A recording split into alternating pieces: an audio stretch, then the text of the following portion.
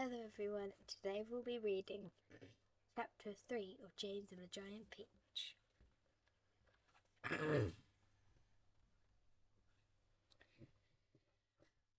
Chapter 3, The Old Man.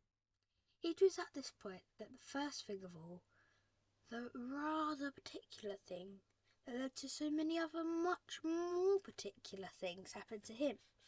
But suddenly, just behind him, James heard a rustling of leaves, and he turned around and saw an old man in a funky dark green suit emerging from the bushes. He was a very small old man, but he had a huge bald head and a face that was covered all over with bristly black whiskers. He stopped. Then, when he was about 3 yards away, he stood there leaning his stick and staring hard at James.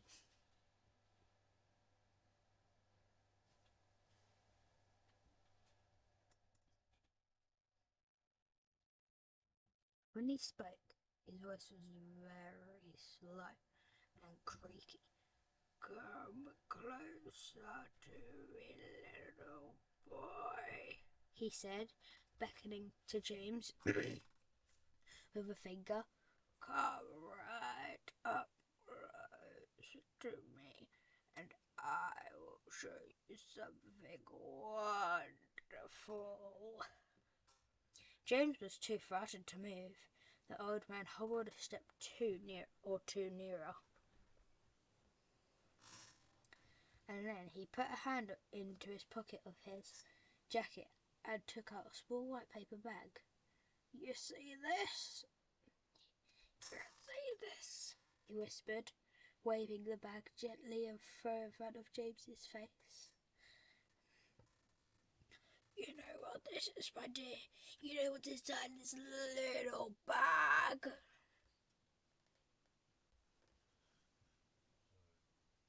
Then he came nearer, still leaning forward and pushing his face so close to James that James could feel breath flowing on his cheeks.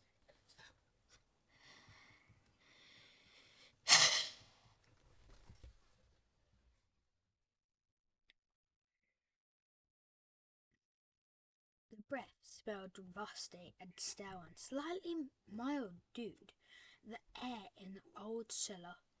"Take a look, my dear," he said, opening the bag and tilting it towards James.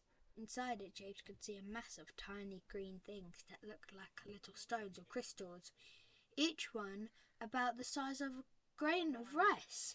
They were extraordinarily beautiful, and there was a strange brightness about them, a sort of luminous quality that made them glow and sparkle in the most wonderful way. "Listen to them," the old man whispered. "Listen to them move." James stared into the bag, and sure enough, there was a faint rustling sound coming up from inside it, and then he noticed that all the thousands of little green things were slowly, very, very slowly, stirring about and moving over each other, as though they were alive. "There's more power and magic in those things in there that in all the rest of the world put together," the old man said softly. "But what are they?" James murmured, finding his voice at last. Where do they come from?" the old man whispered. "You'd never guess that." He was crouching a little now, and pushing his face still closer and closer to James, until the tip of his long nose was actually touching the skin of James's forehead.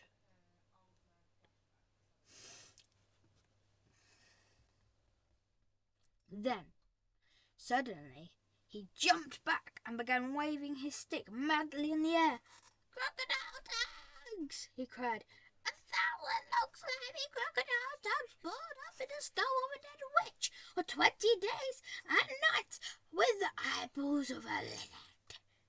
Then add the fingers of a young monkey, and the gizzard of a pig, the beak of a green parrot, and the juice of a porcupine, and 3 spoonfuls of sugar.